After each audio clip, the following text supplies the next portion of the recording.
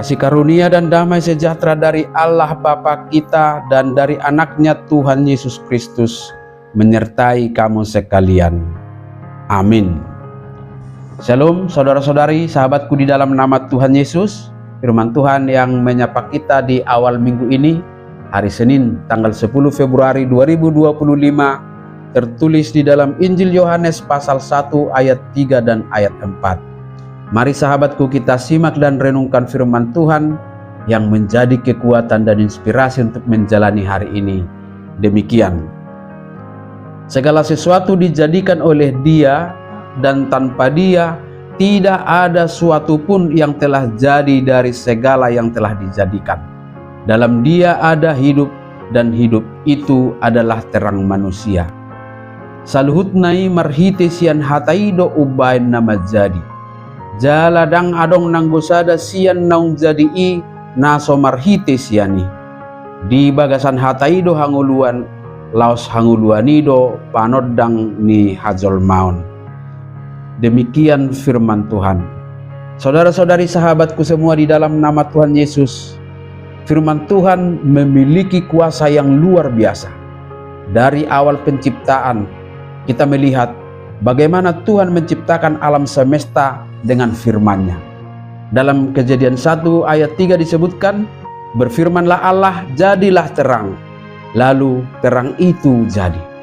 Firman Tuhan bukan hanya rangkaian kata-kata atau suara yang biasa diperdengarkan, tetapi Dia memiliki daya cipta yang tidak terbatas. Sering disebut dengan istilah creatio ex nihilo, yaitu menciptakan dari yang tidak ada menjadi ada. Segala sesuatu yang ada, baik yang terlihat maupun yang tidak terlihat, diciptakan dari firman-Nya. Firman yang menjadikan langit dan bumi dan segala isinya itulah yang disebutkan oleh Rasul Yohanes dalam nas harian kita hari ini, yang sesungguhnya merujuk kepada sosok firman yang telah menjadi manusia, yang berinkarnasi di dalam diri Yesus Kristus.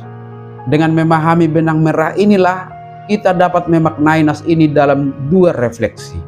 Yang pertama adalah kita melihat bagaimana Yesus Kristus, Sang Firman yang hidup itu adalah sumber dari segala sesuatu. Tidak ada yang terjadi di luar kuasa-Nya. Maka sekali lagi, firman Tuhan bukan sekedar kata-kata yang tertulis dalam Alkitab, tetapi adalah pribadi Yesus sendiri yang berkuasa untuk mencipta, memelihara, dan mengubahkan kehidupan kita. Yang kedua, kuasa firman Tuhan itu membawa kehidupan. Rasul Yohanes berkata, dalam Dia ada hidup, dan hidup itu menjadi terang bagi manusia.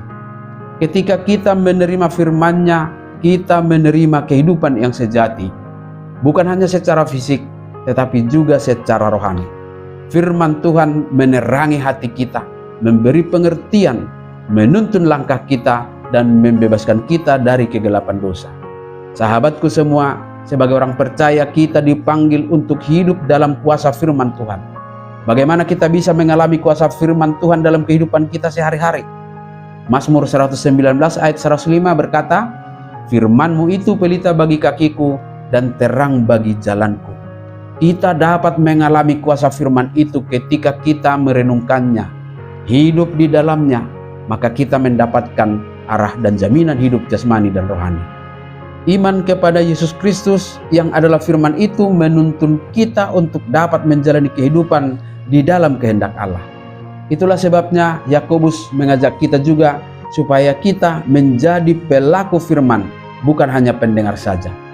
Saat kita berpegang pada firman Tuhan, kita akan mengalami kuasanya yang nyata. Hidup dalam keyakinan akan firman Allah berarti hidup dalam iman kepada Yesus Kristus, firman yang telah menjadi terang bagi dunia ini. Amin. Selamat beraktivitas, Tuhan memberkati.